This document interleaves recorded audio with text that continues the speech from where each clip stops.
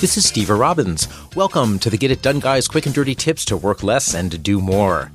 Teamwork. I just love teamwork. At least when a team is working well.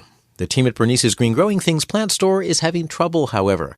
They're opening their second location, and somehow everything keeps getting stalled. Pieces are dropping on the floor, deadlines are getting missed. No one's quite sure why, but everyone wants it to stop. Even the Audrey 2s are unhappy. They do not like being repotted. I spoke with Melvin, and I asked why he wasn't getting his inventory chosen and ordered.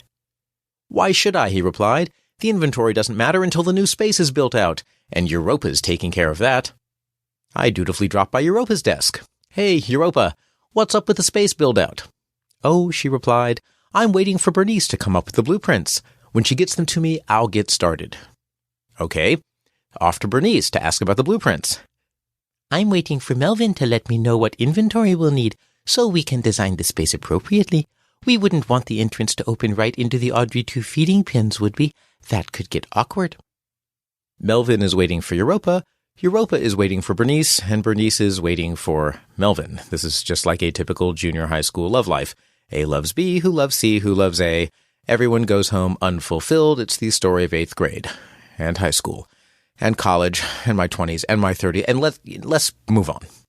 What's missing from this picture, aside from anyone actually doing work, is a project plan. A project plan lays out all the work that needs to get done on a project, who's going to do it, and roughly when it needs to get done.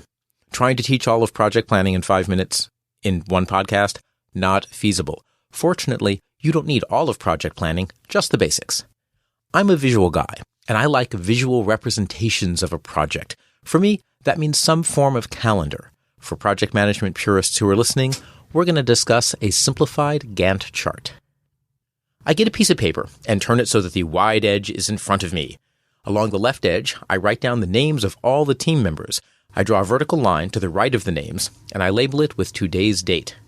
I label the right edge of the paper with the project due date. Voila! The paper is now a timeline, and next we put in vertical lines for each major milestone or deadline along the way. Next, fill in the tasks that need to be done by drawing a horizontal line spanning the dates that tasks can or must be done. Draw the horizontal line in the row of each person who will work on that task, and label the line so that you know what it means. If one task must precede another, like creating blueprints before building out an office, make sure the Create Blueprints task line is entirely to the left of the Build Out Office line. If there isn't room in the calendar for the tasks to fit, you don't have enough time scheduled for your project. Now we work backwards. Europa must do the build-out before the store opens. It will take a month, assuming good blueprints. And so on Europa's line, we draw a horizontal line from the store opens date at the far right-hand side of the paper back 1 month. Blueprints must be done before Europa starts the build-out.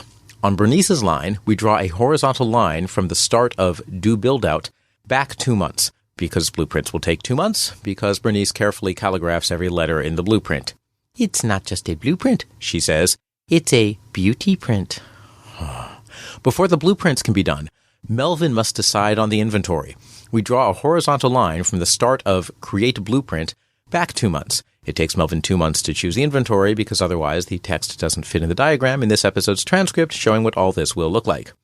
The last task that needs to go on the project plan is Melvin actually ordering the inventory. That can be done any time after choosing the inventory but before the store opens. We draw a horizontal line from the end of Choose Inventory in Melvin's row all the way to store opening to show that the inventory can be ordered at any time in there. This episode's transcript has an image of the timeline at getitdone.quickanddirtytips.com.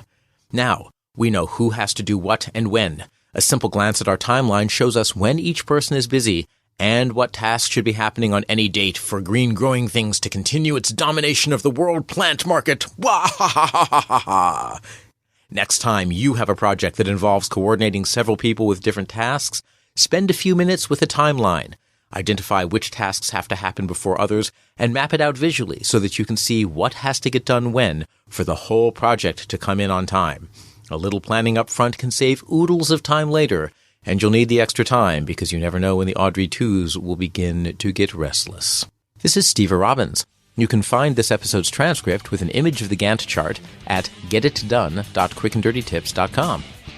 I help high achievers accelerate or change their careers. If you want to know more, visit steverobbins.com. That's SteverRobbins.com. Work less, do more, and have a great life.